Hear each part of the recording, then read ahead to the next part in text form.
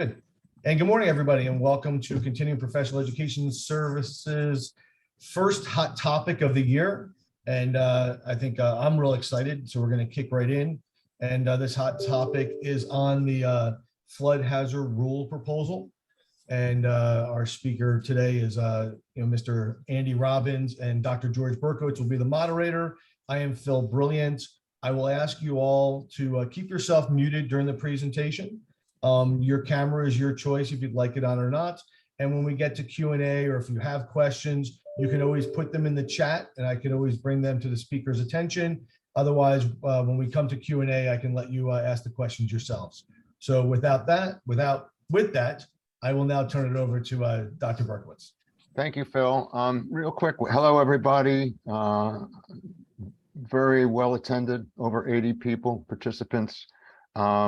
These 1 hour hot topic courses, I will tell you that there's no exchange of money anywhere, any place, anytime. We do it gratis of our speakers who participate, because they're driven by the same motivation that we're driven, and that's to educate people relative to impacts, professional impacts on various projects and various activities. Phil Brilliant and I have now made this a nonprofit organization. It was a nonprofit organization before we made it a nonprofit organization, but at any rate, we've done that for various reasons. You don't need to know the backstory, but we have a very stellar board of directors who help us monitor what's going on in various fields so we can expand our offering and really satisfy continuing education needs for many professions, not just environmental professions.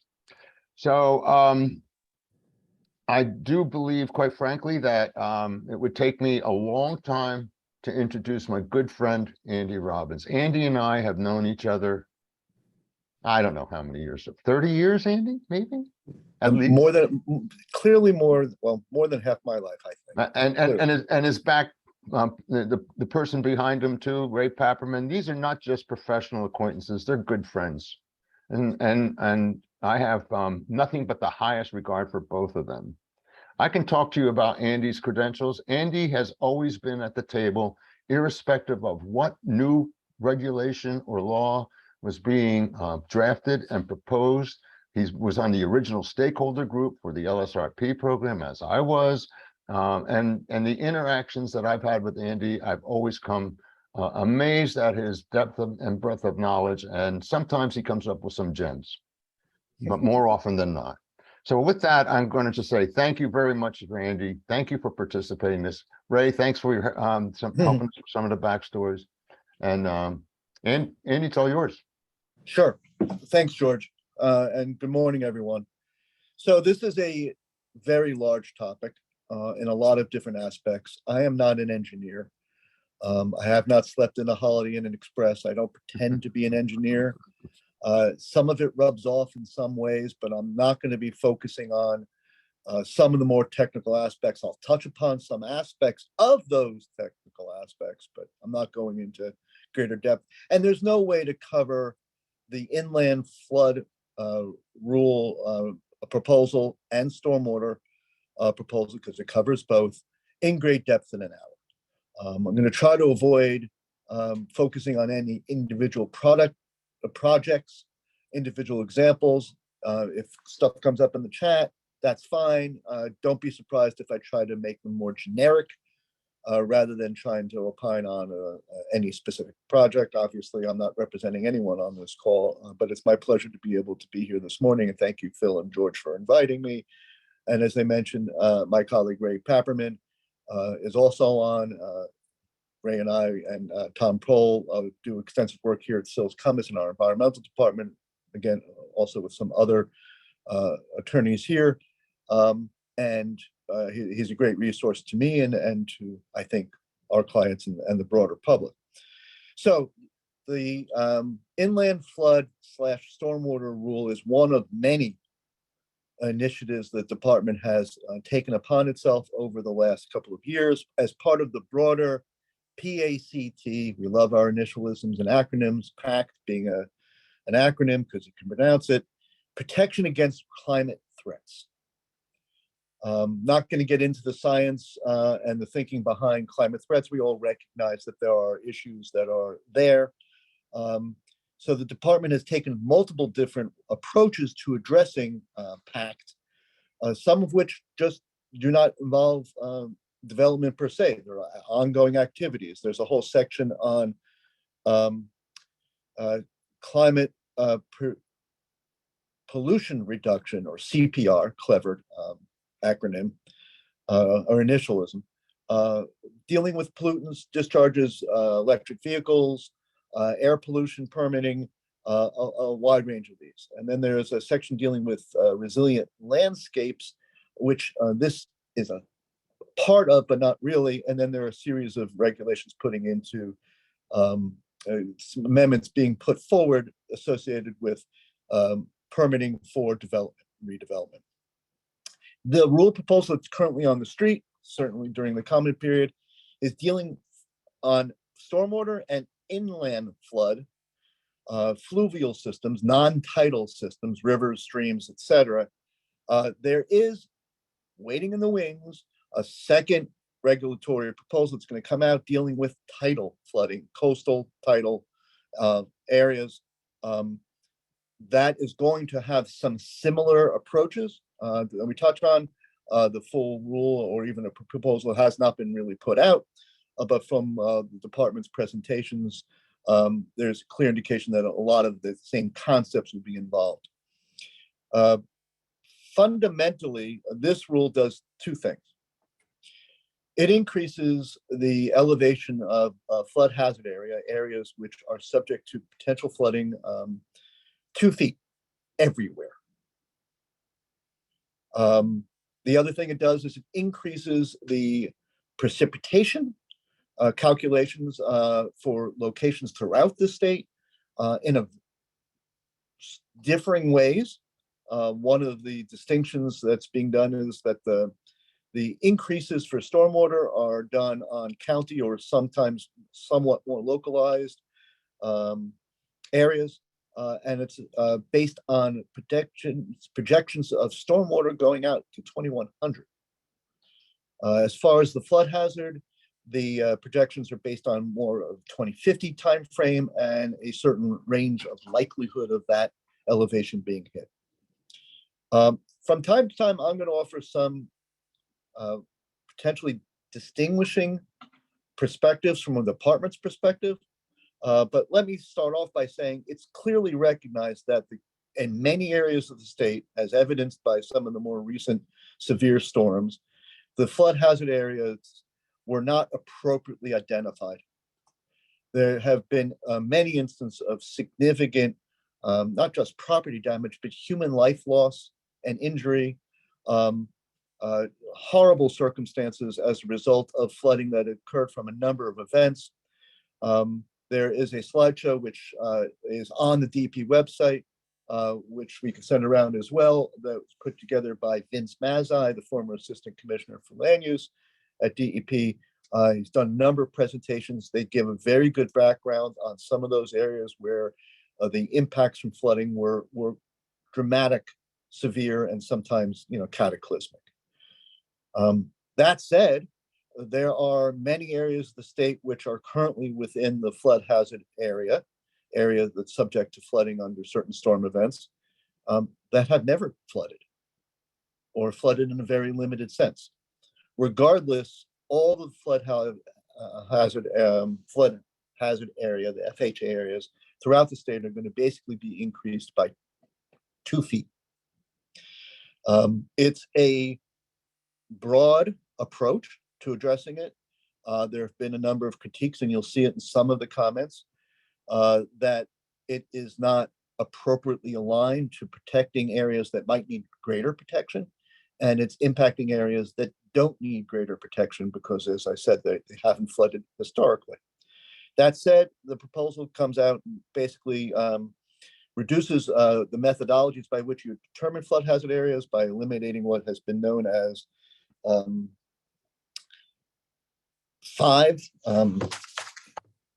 method 5, which had some issues in of itself. does not introduce a new method by which you could really focus upon historical data, especially for an area that's significantly developed and not expected to change. The causes, besides increases in severe storms, a lot of areas have been subject to significant development, changes in how stormwater moves, whether it infiltrates. And as those areas have become increasingly developed or changed, the manner by which waters that fall from the sky end up going out to the ocean eventually has changed dramatically. And for areas that have been subject of a lot of changes recently, the flood hazard areas almost constantly need to be revisited. There are a couple of key concepts I think I want to throw out, and then we could try to dive in, but I'm hoping that we have a good number of inquiries or questions that will foster a greater discussion rather than me speaking for an hour straight, which is not my favorite way of doing communication.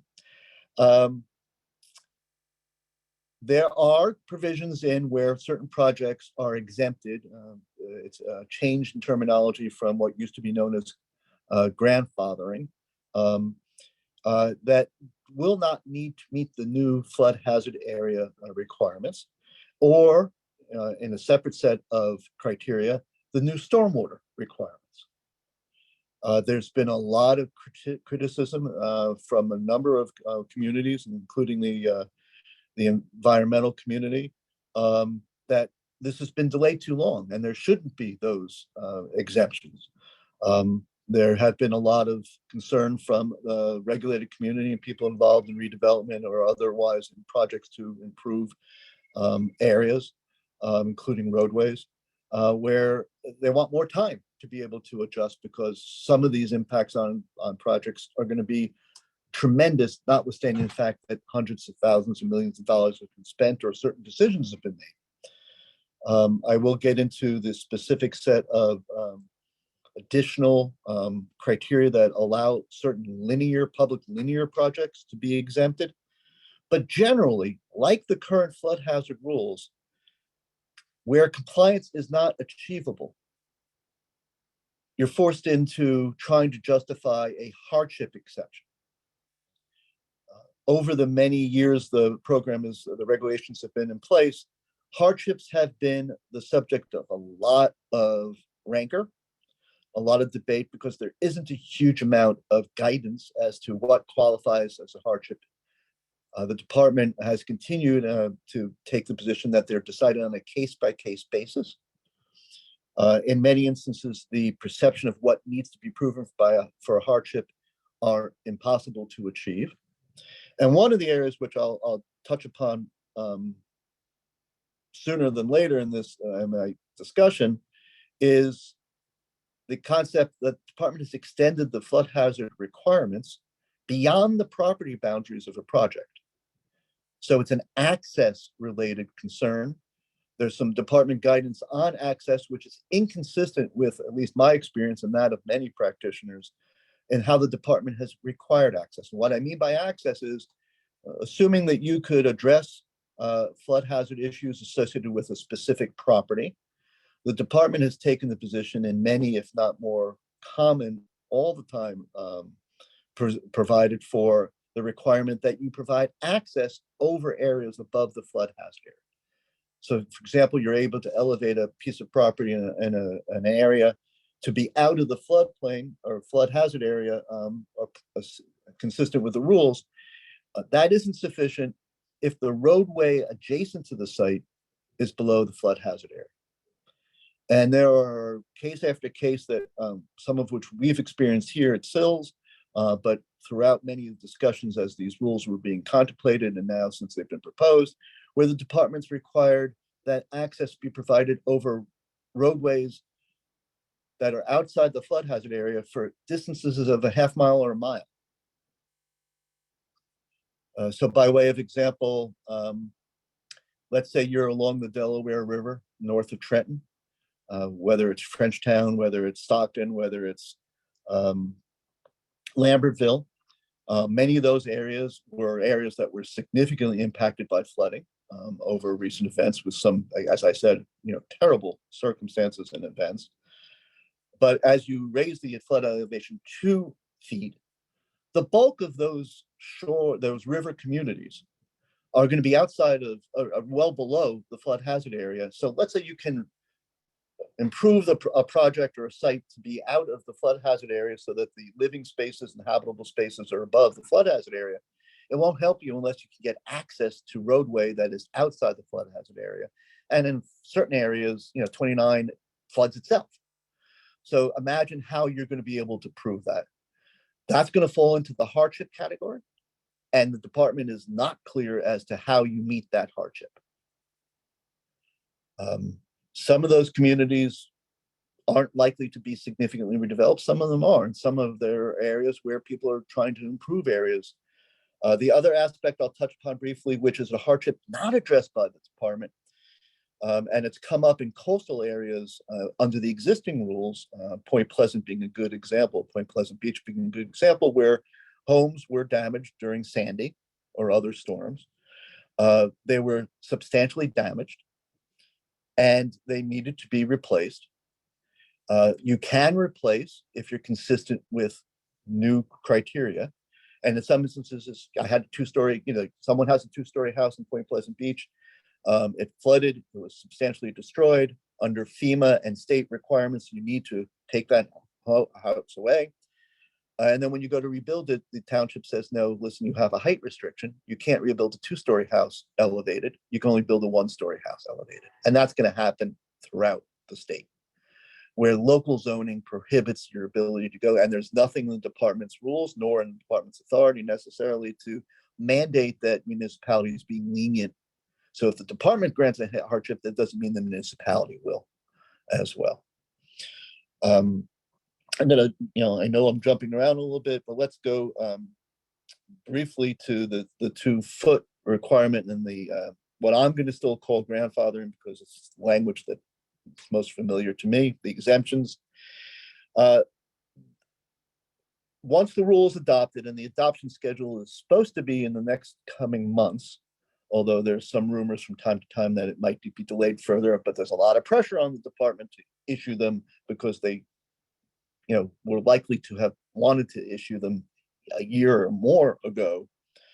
You need to have basically a permit, a valid flood hazard area for the entire project, or you show that it didn't require a flood hazard area permit under the prior rules and has received all necessary federal, state, and local approvals and construction commenced, which I'll touch upon in a second because that's being changed.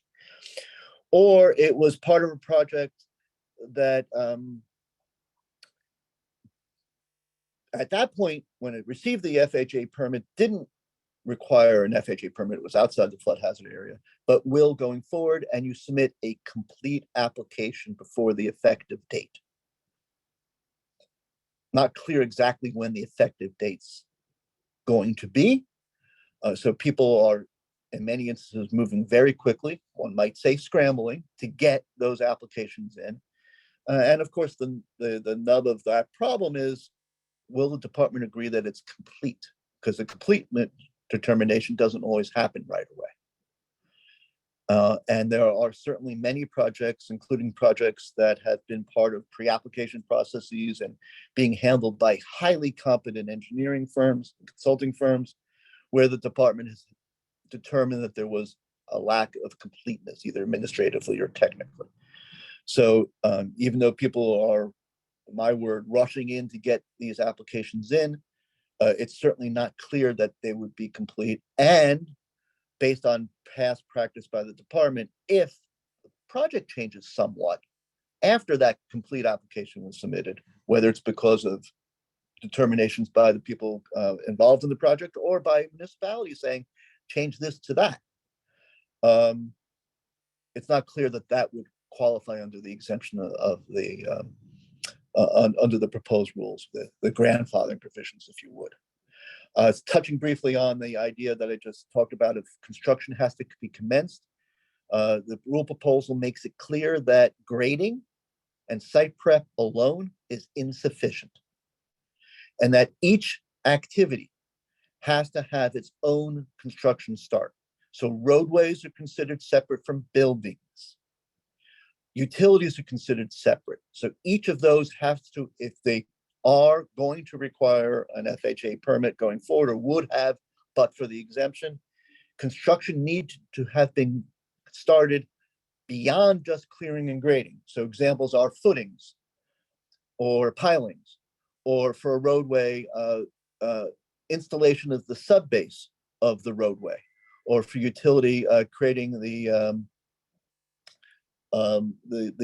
bed for that utility line has to be in place. And that's what's going to be deemed, unless modified in the rule adoption, commencing construction, which is different than it has been in the past. And imagine there are going to be a number of projects where some construction was started and some construction hadn't been started under that definition. Briefly, I'm trying to keep track as we go in. There is a question about, will the change the normally 6-inch rainfall allowance for secondary containment for tank farms? I am not prepared to answer that question off the top of my head. It's a good question. I don't think that's covered in the DEP inland flood or stormwater rule changes. I think that's a aspect of associated with regulating of the tanks themselves. And it gives me an opportunity to just briefly touch upon the fact that this does not affect other department rules. Even though it's one Department of Environmental Protection, these rules are focused on the flood hazard and stormwater reviews under certain regulatory programs in the state, including CAFR and waterfront development and wetlands. So for example, in a different context, the rules that the site remediation program as it's been renamed, and I really haven't memorized that yet, does it for fill of sites using alternative fill aren't affected by this, other than obviously the need to elevate sites with fill is going to substantially increase as a result of this rule, which is 2 feet in fluvial systems. And what is anticipated for the title is 5 feet increase in flood areas associated with tidal areas. So for many communities, let's take Bayonne, for example, that 5 feet is going to be everywhere around the peninsula of Bayonne because it's all tidal there. And I'm sure there are gazillion. Cape May is a good example, and it's in some of the department's presentations. They focus on Cape May, lower and middle and upper, as to the impacts there on that peninsula for the 5-year for tidal, which is not this rule proposal, but is anticipated very soon. For stormwater, the exemptions, the grandfathering, really come into 2 categories. The project needs flood hazard or coastal zone or freshwater wetlands or highlands approval, and a complete application was submitted prior to the rule adoption that's pending, or the project does not need NJD approval and received certain local approvals pursuant to the municipal land use law prior to the rule adoption. And there are nuanced details associated with what those municipal land use approvals are, and they're broken down. What is clear from my read is that if you need to amend those approvals for something later, the exemption falls away. So there are going to be a number of instances where normally you might cooperate with the municipality and agree to go through an amended site plan approval. And there might be resistance to that because it will take away your stormwater exemption or your flood hazard area exemption. I covered a lot quickly, but I still have 2 things to touch upon. There is a set of the proposed rules, which has been criticism by both the commercial regulated community, development community, and by the environmental groups. And that is a set of exemptions particular to public linear projects, roadways, bridges, and the like, railways, where, my perception is that the behind the scenes, the Department of Transportation, another equal branch, a portion of the executive branch in the state of New Jersey, was extraordinarily concerned about the applicability of these new rules to their activities. Those of you with experience dealing with such state, federal, and New Jersey Transit projects path recognize that their timeline for their projects is significantly longer than for most commercial or other development projects. Go from the drawing board or the concept to reality over decades. There are a number of roadways that we've all heard about being built that, they were talked about in the 80s and they still haven't been built. So they have been provided with an opportunity to have a different set of exemption criteria based on the extent of planning and capital investment in those projects. Quite frankly, and I'm not representing any of them on this rule at all, I think some of those exemption requirements are difficult to achieve, the detail provided in them. But the intent of the rule was clearly to provide a separate pathway for those public linear projects to have an exemption from the applicability of the new rules, given the effort put in. I know there have been comments from the regulated community that, why should there be lack of recognition of a non-public linear projects investment? And why would they not have a similar ability to establish an exemption based on that amount of planning? And I will note that there are public non-linear projects that aren't exempted, or projects for the public good that aren't exempted, including public schools, universities, private universities, hospitals, emergency service facilities, fire stations, police stations. They do not have that same exemption criteria. So that's going to be an interesting discussion as those projects come forward. I suspect that there might be some greater leniency in the hardship process by the department for those, depending on the public interest and public outcry. But technically speaking, they would have to qualify for a hardship much the way any other project would. So I've basically gone on for 25 minutes straight. I'm hoping that people have some questions to be going through. I tried to provide an overall overview. And clearly, people should be looking at projects of concern for them, for their municipality, for their county, for their clients, where they need to assess whether or not this rule change in the upcoming flood, the title rule change is going to play for anticipated projects. I know that there are a number of redevelopment areas and redevelopment projects that local municipalities and counties and even the state have targeted that are, from what I see, jeopardized by the applicability of these new rules. It really takes a lot of effort to get a perception for that. There's some good resources the department has put on the website. There's a interface graphical system where you can plug in certain parameters and identify based on the currently available data, which is not all ground truth or field tested, where these new elevations might impact as time goes on. People anticipating projects going forward need to come back and reconsider those projects, even for public roadways, where there's a recognition that there's going to need to be improvement. A stream or a river crossing is inadequate. Currently, it's been on the drawing board and conceptual stage that it needs to be improved some point. It's not going to qualify for the public linear project exemption criteria because it hasn't reached that level of investment or planning, and it's going to be needed to be reassessed and redesigned or abandoned.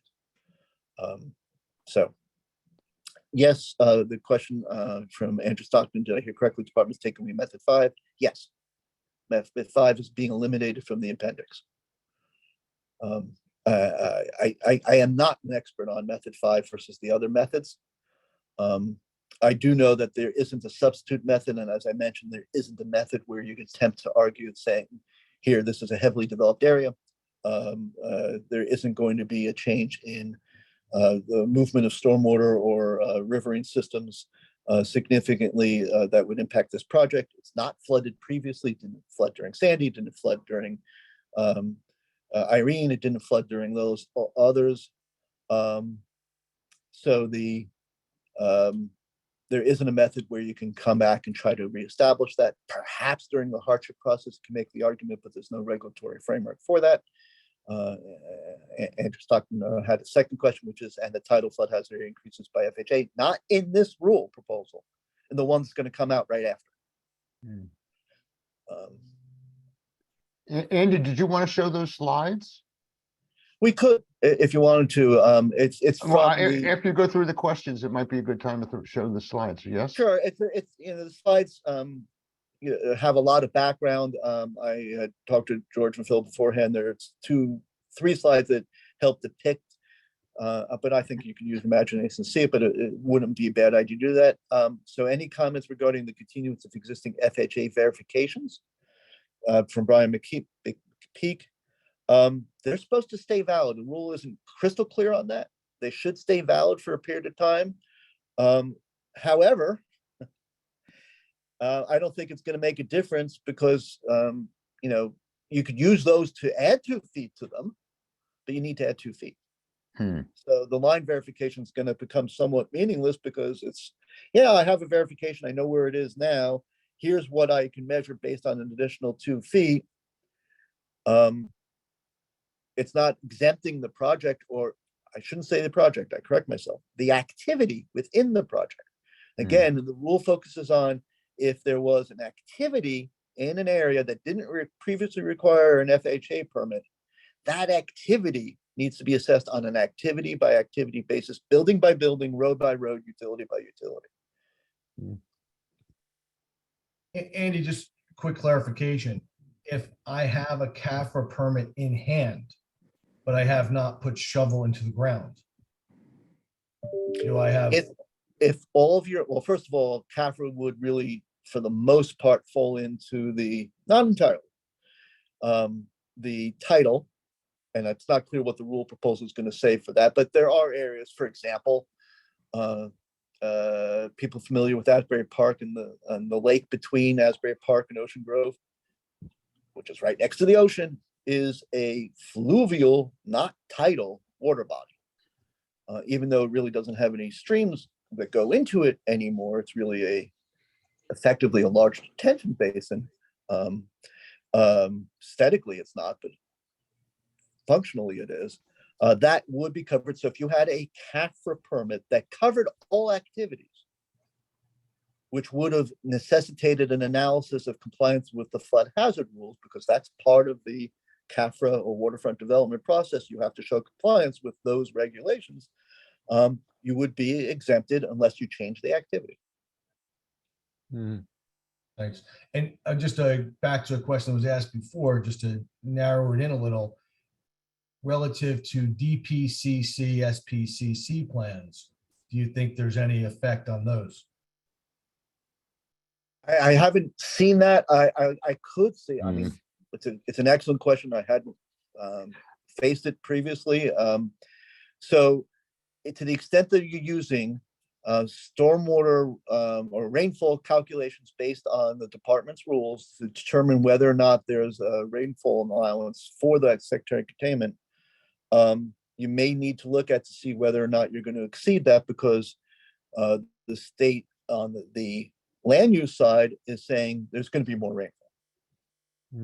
And the numbers are going to increase. And there's some disparity in that. So for example, let's say you have a project that borders 2 counties. One that comes immediately into mind are projects along the boundary between Clifton and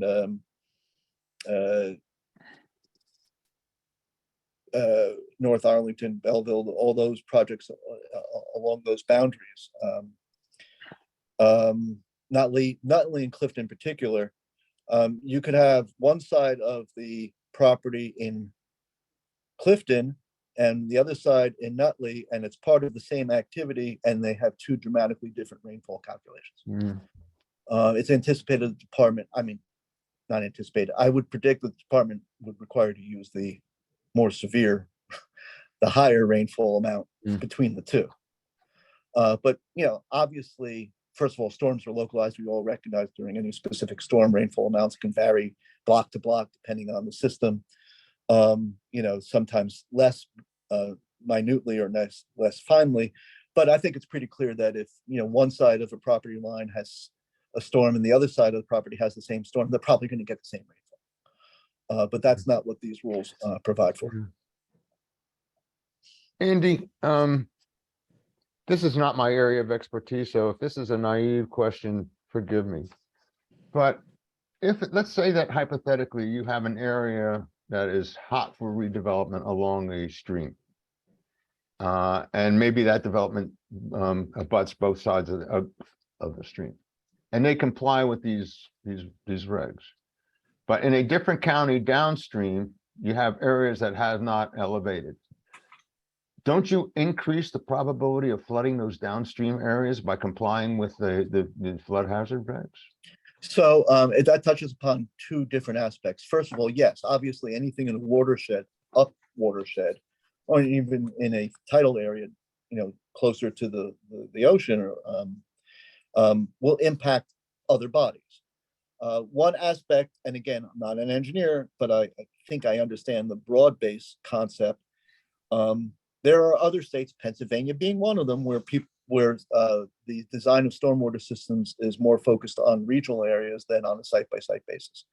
These stormwater rules, as they exist and as they're going to be even more significantly impacted by the new changes in stormwater rainfall calculations, do not take into effect the appropriate timing for releases of stormwater. So conceptually, as it's been explained to me, and I think I understand that, if you're closer to the release point of the watershed, whether it be a river or the ocean or whatever, you might want to time your stormwater release to be as quick as possible and not retain the water, so that when the upstream water comes down, your water has left. These rules don't take that into consideration. The same retention criteria exists for a project at the end of the watershed, the downstream side of the watershed, than they do for the upstream side of the watershed. And logically, you would think as you go further away from the discharge point of the watershed, you would want the timing of detention to increase so that it's being released. The stuff furthest upstream gets released last. As you go down the stream, it gets released sooner and sooner. This does not, and I take them at their word because of the highly experienced consultants with whom we work and their long experience. These rules in that instance will exacerbate flooding in certain upstream areas, because you're going to block the flow of that, because you're releasing the downstream water later when the upstream water is now coming down. That's not a part of the consideration. My personal perspective is, listen, the department's faced with a very difficult issue. We know that there have been severe impacts from flooding. And I mentioned them early on. There have been fatalities. There have been people whose livelihoods have lost or fatality. I mean, it's just horrible circumstances. And clearly a lot of the areas were not fully designed. People make fun of 100-year storms happening every year. Well, that's not necessarily true, but there's a certain point to that. In certain areas, it's closer to being true than in other areas. It's a difficult problem. What it requires is a lot of detailed assessment, a lot of detailed work, and quite frankly, a lot of public investment to say, okay, you know what? We need people to be able to move along, say Route 22 or Route 27, relatively narrow roads that go along rivers that flood. And shockingly, so many of our roads, especially outside the coastal plain, are next to rivers, because that's where you were able to build them more easily. Same thing with railways. To reassess how to protect those passageways for emergencies, let alone for regular travel, requires a lot of expenditure. I mean, look at the I don't know, I think I was in grammar school when they first suggested the Passaic Tunnel to alleviate flooding on the other side of the Great Falls in Western Essex and Morris Passaic County, where there are areas in Wayne, a number of areas where it floods. And the Army Corps has come up with, I don't know how many designs over the decades. I'm aging myself, but it's, more than half a century of time has gone by when these proposals have been out there, and not a single piece of tunnel has been built to try to alleviate that. Why? It's a massively expensive project.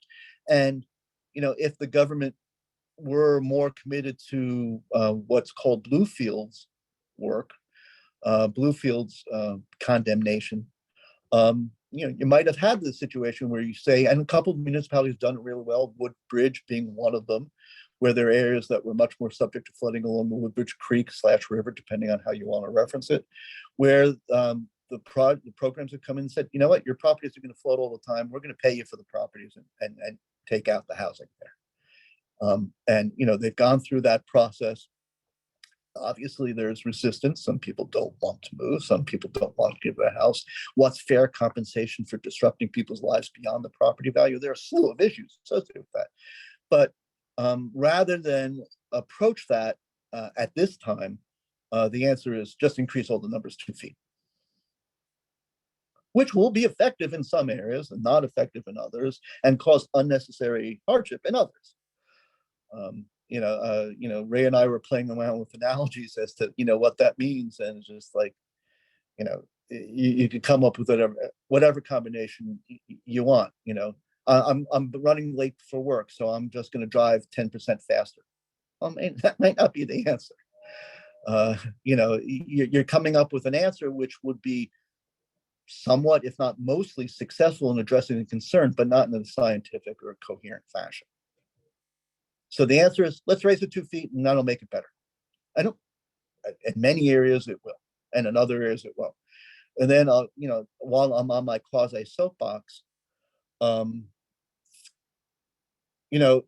optimistically, new development, redevelopment in the state of New Jersey, because we're a pretty developed state, not as overwhelming as some people think, but it's pretty developed compared to other areas.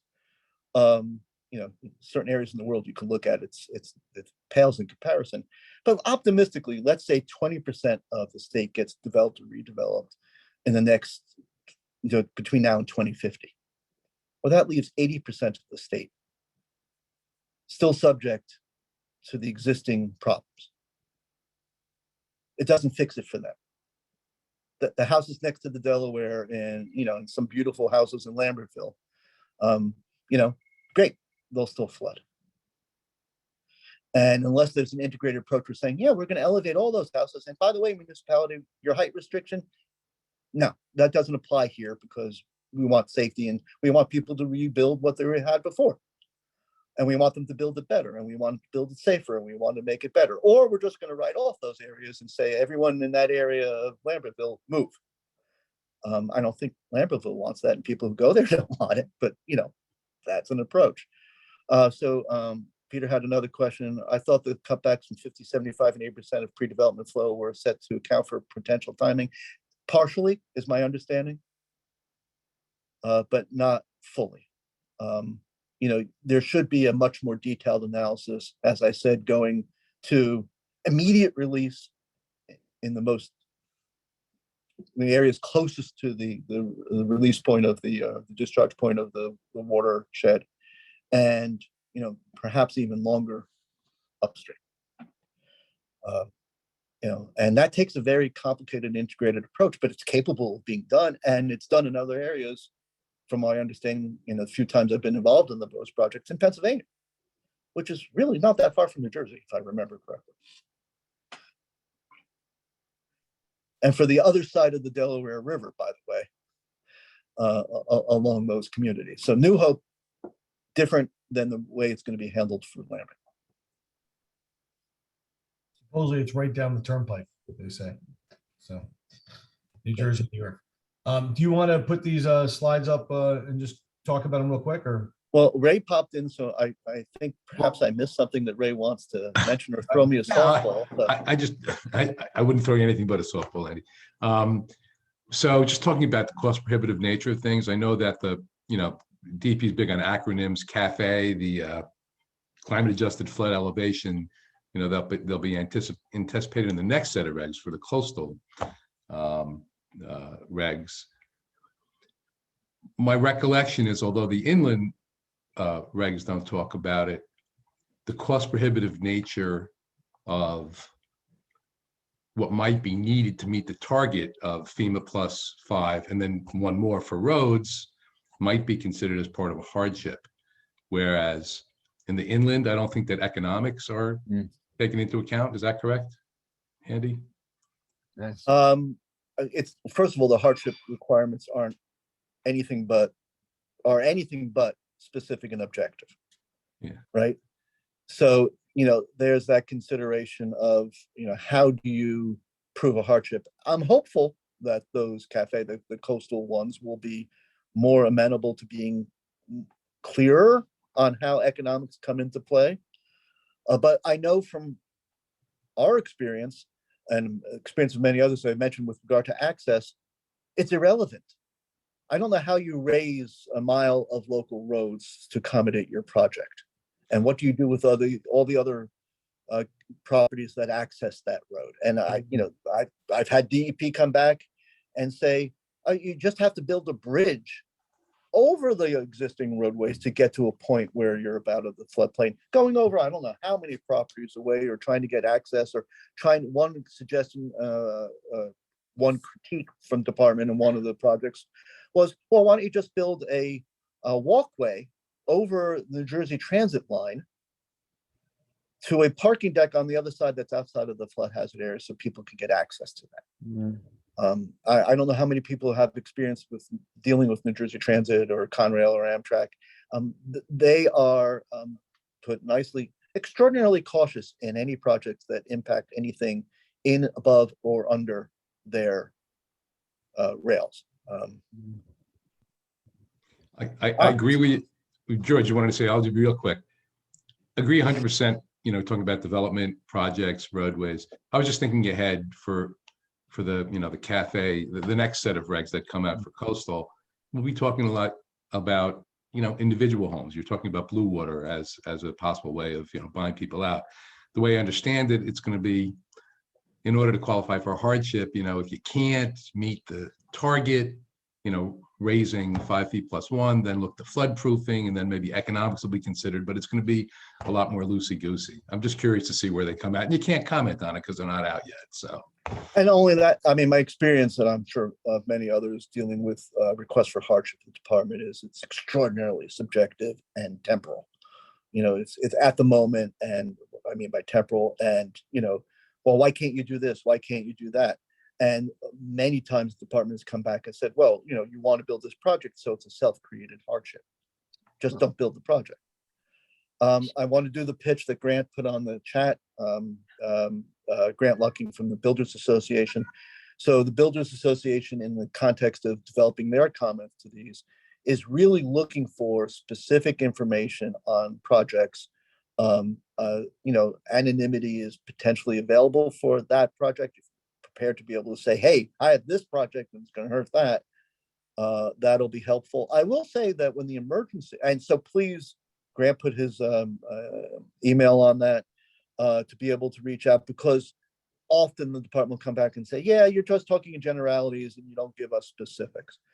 On that note, though, I will say that I got to get the community right. It's next to Atlantic City, Pleasantville, next to Atlantic City. Right. When the department initially contemplated issuing these rules as an emergency rule, notwithstanding that they've been brewing for 3 years, the initial idea was, we're going to get this out as an emergency rule last June, and it caused a huge panic along a lot of people.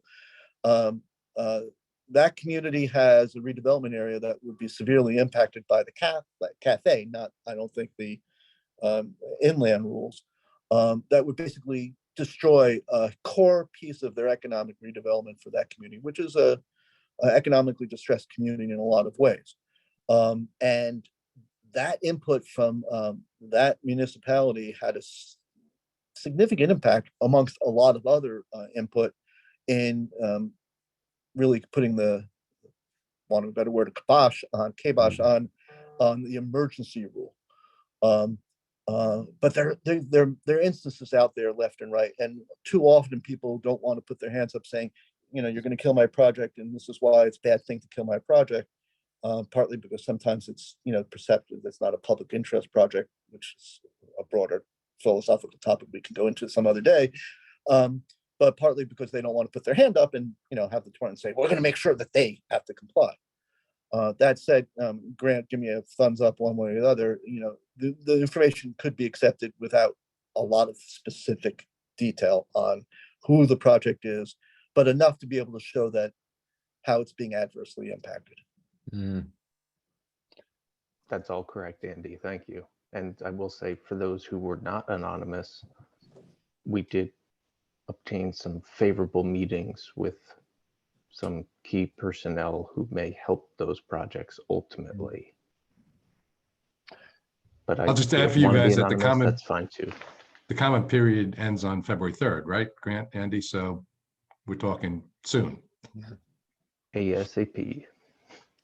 So Rick Scheuer from on behalf of Brownfields, obviously a lot of other hats that Rick wears, raised the question on, and I mentioned briefly about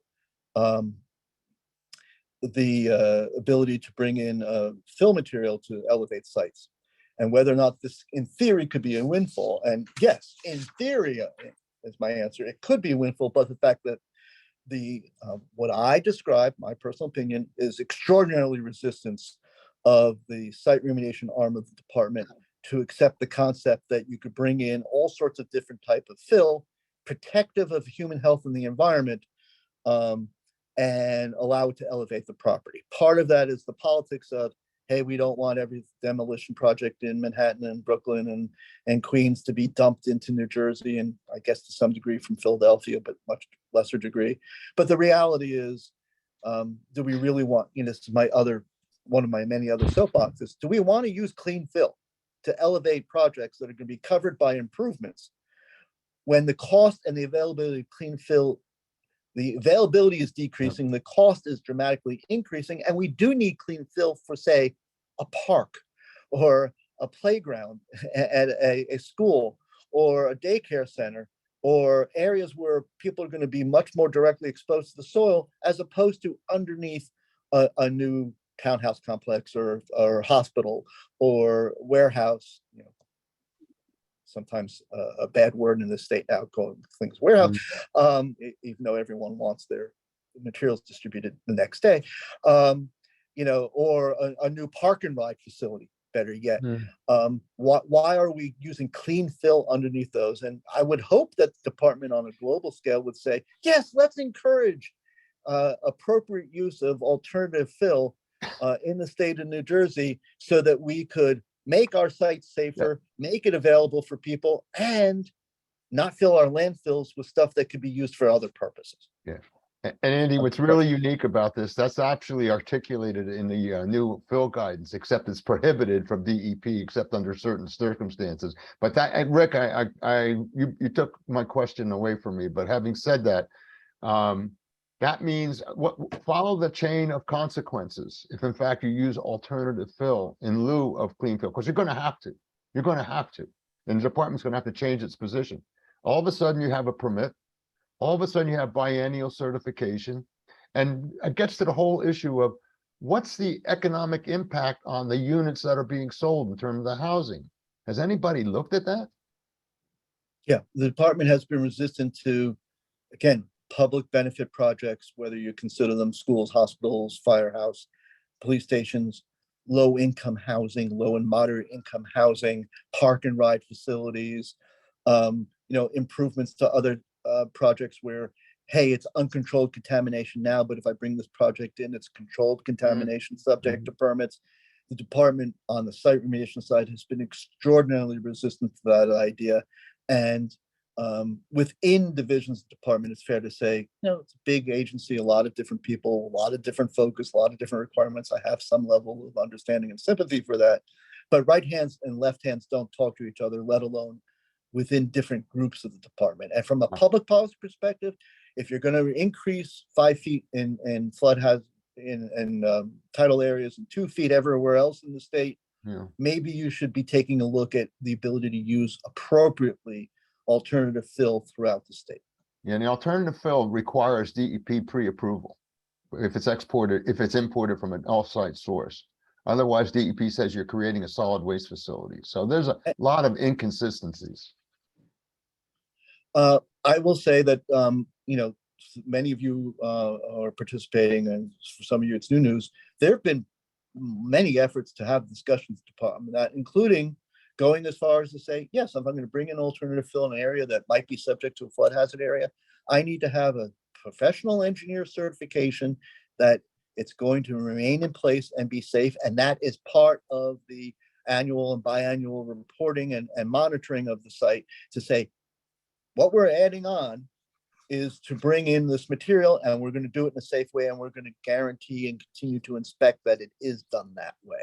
And not only that, it has to be protective of groundwater. Right, that as well. I mean, there were a number of instances where people abused the system and basically tried to create what was the conversation the other day on another call, Devil's Tower projects, where it was basically fill going up vertically so that they could get paid to bring in fill. Those are few and far between. And again, you can cut those from other projects pretty easily. Yeah. So I thought I'd just add just a footnote quickly. George, you've been around longer than me, which is pretty long. The DP's position, in so many areas has been inconsistent, but in this one in particular, the friction caused by really different departments trying to do the right thing, solid waste, site remediation, land use, the regulations don't always mesh, but maybe, with all the rhetoric we're hearing both nationally and on a state level with regard to protecting against climate threats, maybe, maybe it's wishful thinking, but maybe that'll be a catalyst for some regulations changing. And if the effect is that there's a windfall, to use somebody's words, in terms of using alternative fill on sites, they really should be looking at, competing goods. So somebody makes a buck, but what's the idea? Protect public health and the environment. So we'll see where that goes. I agree with you, Ray. I doubt very far. I agree with you, Ray. I doubt it's going very far at all. This is New Jersey. Yeah. Any other questions, comments, or input from any of the participants? We'll make sure we cover everybody. I did post this recording, should be up within 48 hours. Usually I'd say probably Monday. It's on our website. George, Andy, any closing remarks other than, Andy, just a general question as I could ask. To me, this sounds like this is going to have a shivering effect upon development in New Jersey. Is that an overstatement? Yes, and for some reasons, it's a good effect because, do we want to put more people in harm's way unnecessarily? Some of the timeframes as far as, letting people adjust to it are abrupt and very difficult. So that makes it hard. But yes, I'll put it this way. Anyone with contemplated, current, planned, or even recently almost completed projects need to pay attention to whether or not this is going to have an impact on their project. Because maybe you think you're going to have a phase 2 and you're not going to have a phase 2, for example. Or you've decided that this needs to be adjusted in the future. We're going to be able to do that, and suddenly you can't anymore. Yeah. So, just one thing, Phil, I want to thank Andy a whole bunch and Ray as well for being here, as well as the students, or I should say the participants. You're not students, but you're participants. But I do believe, quite frankly, that, as you said, Andy, it is probably worth it. But there are a lot of loose ends that need to be considered, and a lot of unintended consequences that need to be considered, as well as inconsistencies within the department. Yes. Welcome to New Jersey. Yep. Andy, Ray, thank you very much for your time. Appreciate everybody who's here. Again, thank you for your time. And George, you were phenomenal. As you I kept my mouth shut. And thank you for the questions. They were helpful in moving us along and, Yeah. you know,